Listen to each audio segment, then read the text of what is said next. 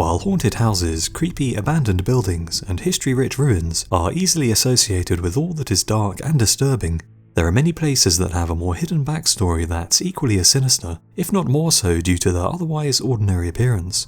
These are places that, to the uninformed observer, might appear completely normal on the outside, but that once you dig deeper can become the stuff of nightmares, often revealing the more sinister and cruel side to human beings. Here are my choices for 5 seemingly ordinary places that are hiding dark secrets. Number 5. The London Plague Pits. London's many parks and green open spaces offer a chance for busy residents and tourists alike to escape the stresses and strains of big city life. However, while enjoying a picnic, resting tired legs, or bathing in a rare glimmer of summer sun, most, if not all of the people relaxing on the grass will be unaware of the dark secret that lies beneath their feet, for dozens of London's parks and open spaces sit atop giant, long-forgotten plague pits where the bodies of countless thousands of unnamed victims of the city's many deadly plague outbreaks are interred. Subterranean London is a crowded place, with the snaking tunnels of the London Underground, elaborate sewer systems, and hidden historical landmarks such as the Churchill War Rooms. Yet it's the dozens of largely unmarked and hidden plague pits, located beneath so many otherwise idyllic parks and common grounds, that has unsettled many. At odds with the tranquil surroundings above ground, these hidden burial sites are located across London and could hold the remains of over 100,000 victims of London's many plague outbreaks over the centuries. Over the course of 300 years between 1348 and 1666, the city's population was ravaged on multiple occasions by several plague outbreaks, starting with the infamous Black Death in the 14th century, which wiped out as much as 60% of London's residents, with hundreds of thousands more dying over the years, until the last outbreak known as the Great Plague, which occurred in 1665, and perhaps killed as many as 100,000 in the city alone, amounting to as much as 1/4 of the population at the time. Spread by a bacterium transmitted through the bite of an infected flea, those unfortunate enough to become contaminated would suffer a painful and terrifying death. A severe fever accompanied by pains, vomiting, and huge lumps under the skin would indicate that an individual had been infected, with anywhere from 60% to 90% of those infected dying within a week. As the rich and powerful fled the city to the relative safety of more isolated locations, the poor who had nowhere else to go bore the brunt of the outbreaks, and as the body count rose, church burial grounds began to rapidly run out of space. With so many bodies to bury and little available space on church land, the decision was made to dispose of the piles of corpses in vast pits dug in the many fields surrounding the city. There was a great fear that disturbing these burial grounds might recontaminate the city, causing another outbreak, and so it was forbidden to build upon the ground above the pits, the land instead transformed into parks and open spaces for the city's residents to enjoy. These pits were rarely memorialized or marked with gravestones of any kind, and so after being filled in, they quickly disappeared from living memory, often lying dormant for centuries until being rediscovered by workmen tunneling underneath. It's for this reason that the full extent of London's plague pits may never be revealed. However, dozens of popular parks and picnic spots have already been confirmed as laying atop the grisly pits, with perhaps dozens more waiting to be discovered. In Charterhouse Square alone, an estimated 50,000 corpses lay beneath the grass, while thousands more skeletons have been discovered during construction of the Crossrail Railway, the skeletons marked with the DNA of the bacterium which carried the plague, confirming that they were a few of its many victims. Yet despite these frequent discoveries, the thousands of people who enjoy London's many parks each day remain blissfully unaware of the unknown dead who lay beneath their feet. Number 4. Fort Peck Dam. Standing at over 250 feet in height and sprawling across over 21,000 feet in length, the Fort Peck Dam is the largest hydraulically filled dam in the United States and a true marvel of engineering. However, aside from a memorial marker at the site, there is little to betray the fact that the dam also serves as a giant gravestone for 6 workers who are entombed somewhere beneath the giant structure, killed during a massive disaster that took place at the dam in 1938 while it was still undergoing construction. The dam was built as a major public works project and part of the New Deal, which was a series of programs carried out in the US between 1933 and 1938, in an effort to combat the devastation and hardship inflicted upon the country by the Great Depression, with the aim of decreasing unemployment and boosting the country's economy. The massive dam was intended to generate hydroelectric power, control floods, and improve water quality management, with construction of the mammoth site commencing in 1933, putting over 10,000 people to work in Montana, a state which had been especially hard hit by the Great Depression. All seemed to be going well, with the men who were chosen to take part in the construction grateful for the opportunity to earn a living in such hard times. However, on the night of September the 21st, 1938, workers began to suspect that something was amiss, noticing that the structure was beginning to shift up to 6 feet from its original position in certain places. Water was seen rising through the gravel on the surface, and gurgling sounds could be heard emanating from underneath the dam. At 1:15 p.m. the next day, disaster struck. Just as the district engineer arrived on scene to investigate the workers' reports of problems, a structural failure caused a section of the dam to collapse in an apocalyptic scene, as an estimated 5 million cubic yards of earth, mud, rocks, and dirt poured into the reservoir, creating an island in the process and devouring anything or anyone in its path. 134 workers were on site at the time the disaster occurred, with 34 men unlucky enough to be in the unstoppable path of the torrent of mud and rocks. Somehow their colleagues managed to rescue 26 of the men who had been swamped, but 8 were not so lucky and disappeared into the sludge, never to be seen alive again. Panic spread through the surrounding area, and there was a genuine fear that the whole dam might collapse, causing people to pack up everything they owned and flee to higher ground. However, such fears were unfounded, and the site was soon made safe and was eventually completed on October the 11th, 1940. However, only 2 bodies of the 8 men swallowed by the mud were ever recovered, leaving 6 corpses permanently entombed somewhere within the finished dam, the men forever a part of the structure they helped build. Number 3. St. Mary's Chapel in Aberdeen. This historic place of worship might seem no different to the many other medieval churches dotted across Europe. However, an inconspicuous rusting iron ring embedded into the chapel's cold stone wall reveals a darker past, which has led historians to discover that the chapel was once used not just as a place for prayer, but also as a holding cell for those unfortunate souls who were accused of witchcraft during Aberdeen's Great Witch Hunt in 1597. The accused men and women chained to the wall while they awaited trial, where if found guilty they would be strangled and then burnt at the stake. Built during the 15th century, the chapel was dedicated to St. Mary. However, with the Reformation spreading across Europe, praying to St. Mary was no longer deemed suitable in Protestant areas, and so the chapel fell out of use. However, it would not take long for a new and far more sinister role to be found for the building. In 1597, Scotland was gripped by the paranoid mania caused by the Great Scottish Witch Hunt, where waves of accusations, trials, and executions were carried out on people believed to be witches under the orders of the king. The country and much of Europe was gripped by a widespread belief that witches had taken root in local communities and were communing with the devil to obtain power, which they then used for various evil works, such as inflicting epidemics of disease, poor harvests, and unexplained accidents. Yet other more cynical individuals simply took advantage of the trials to ruin and destroy members of the community whom they disliked or held a grudge against, making false accusations against others for personal gain. In 80% of cases, the accused were women, usually poor and elderly people, who had failed to fit in with others in the community and were therefore disliked or feared. However, other vulnerable people such as those with mental illnesses would have also been likely targets, and simply appearing odd or eccentric to others could be justification enough to find yourself amongst the ranks of the accused.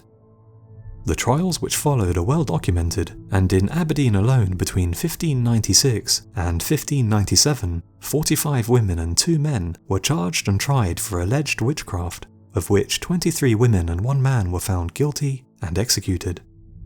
The names of each witch are accurately recorded in the city's records, and there is even an itemized list of all the materials used in the execution, including the stake, pitch, rope, and fuel for the fire. The accused would be chained to the ring in the cold and damp chapel using iron shackles, where they would wait in the freezing darkness for trial and judgment. Methods for determining guilt were diverse, and included the infamous swimming the witch, which involved dropping the accused in water to see if they would float. It was thought that those who were guilty would bob to the surface, while the innocent would sink, often drowning in the process. Come the day of their execution, the guilty would be dragged from the chapel before being publicly strangled and burnt at the stake. This discreet iron ring in the wall, all that's left to indicate the deadly combination of hysteria and ignorance, which once gripped the chapel and wider world. Number 2. The Lagoons Edge Hotel. Surrounded by pristine beaches and clear blue sea, the Lagoons Edge Hotel in Sri Lanka seems like the ideal getaway for anyone looking for a tropical break. The sun sparkles in the lagoon water, while guests enjoy their stay in the large rooms of the well-facilitated hotel, which has been constructed from beautiful solid teak. Yet despite the idyllic setting, the resort has a dark past, and overlooks the thin stretch of sandy beach where in 2009, the rebel Tamil Tigers made their bloody last stand against government forces. 100,000 guerrilla fighters and civilians were trapped on the beach and mercilessly shelled, resulting in 40,000 deaths and marking the end of the country's destructive 30-year civil war, which had seen horrifying atrocities and human rights abuses committed on both sides. Prior to 2009, this area of Sri Lanka was completely off-limits to outsiders due to the civil war which was raging between Tamil separatists and the country's Sinhalese majority government. The Tamil Tigers were fighting to create an independent Tamil state in the north and east of the island of Sri Lanka. However, despite a quarter of a century of bloody fighting, which had seen the use of tactics such as suicide bombings, assassinations, and massacres, leading to them being listed as a terrorist organization in 32 countries, the Tigers had failed to achieve their dream of an independent state. By 2009, the long conflict had killed as many as 100,000 people and seen countless atrocities committed by both sides as the country was torn apart, its people subjected to unbelievable hardships and suffering. With government forces determined to snuff out the separatist movement once and for all, things finally came to a head when the Sri Lankan army launched a massive offensive which resulted in their troops breaking through Tamil lines. A giant pincer movement pushed the Tamil Tigers back, eventually trapping 100,000 civilians and guerrilla fighters on a 1.9 square kilometre stretch of beach, the lagoon to their backs, and surrounded by government soldiers on all sides. Sensing that victory was close, the Sri Lankan army deployed overwhelming firepower in an effort to wipe out the last bastion of rebel resistance and ensure that there was no possibility of escape. A massive artillery bombardment of the beach was followed by a final assault, which saw an estimated 40,000 perish, with accusations of war crimes on both sides, as Tamil fighters reportedly used civilians as human shields, and army soldiers unleashed a wave of retribution that's said to have devolved into mass executions and torture. With the civil war over, Sri Lanka was finally at peace, and the victorious government set about rapidly expanding tourism in an effort to boost the economy, and so just 3 years after the bloody last stand took place on the beach, a lavish hotel was constructed overlooking the scene, built to house tourists who want to see the site where the Tamil Tiger rebels were finally defeated. The $100 a night hotel is crafted from teak and lined with war memorabilia, even boasting a dance hall and Facebook page, which entices guests with promises of a soothing holiday and cool breeze. Yet the site is just one of many owned by the Sri Lankan army, which also operates several other businesses across the country, including wildlife sanctuaries, a golf course, and whale watching trips.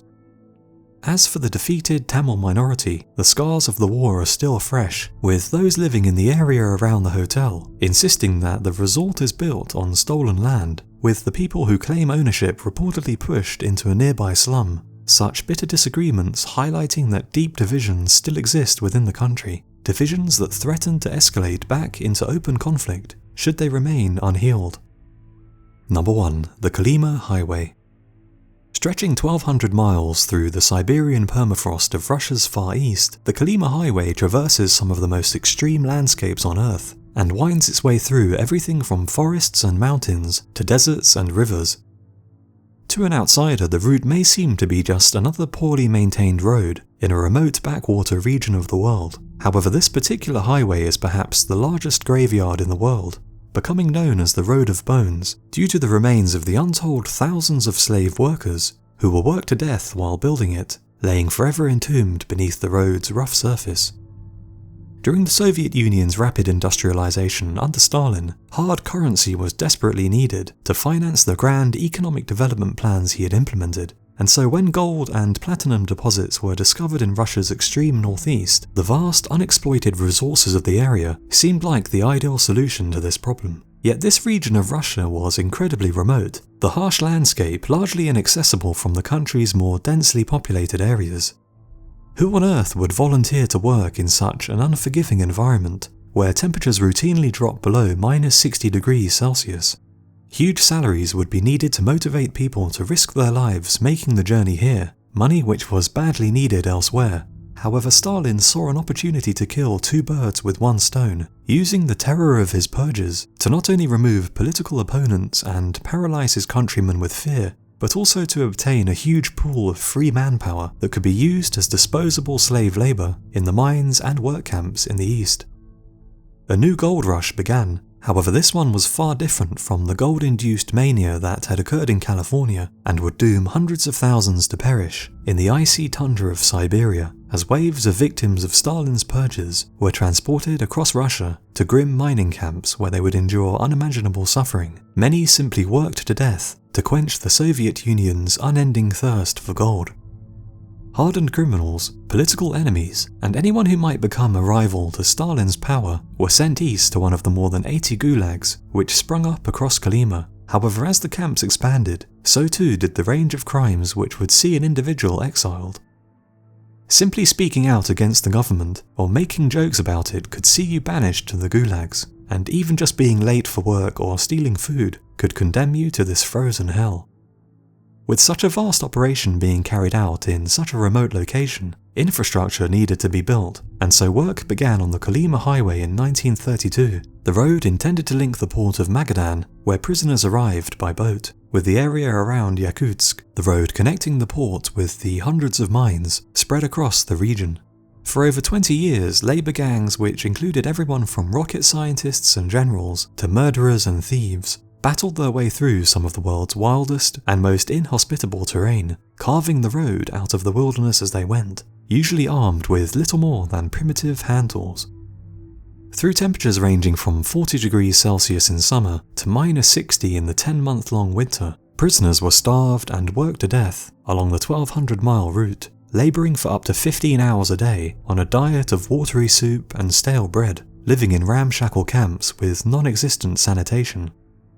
Under such extreme conditions, it's no surprise that vast numbers perished, with some estimating that mortality rates for prisoners were as high as 80%. Those deemed to be slacking were simply shot, and the fresh corpses produced after each day's work would simply be buried under the road's surface, their bones serving as a macabre human foundation for the 1,000-mile highway, justly earning its nickname of the Road of Bones.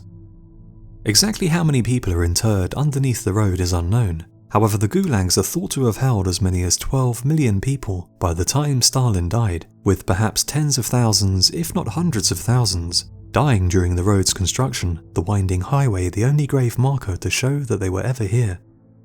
Today the route is lined with abandoned villages, mines and gulag camps, the road itself in a severe state of disrepair, with the bones of those who were worked to death during its construction often peeking through the numerous cracks in the road's surface.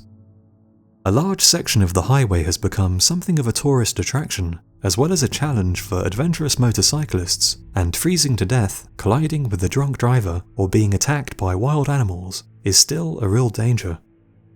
Other than those bones which intermittently burst to the surface, only the mask of grief at Magadan Harbour stands as a reminder of the suffering and injustice inflicted upon the unnamed thousands who lay beneath the road to this day.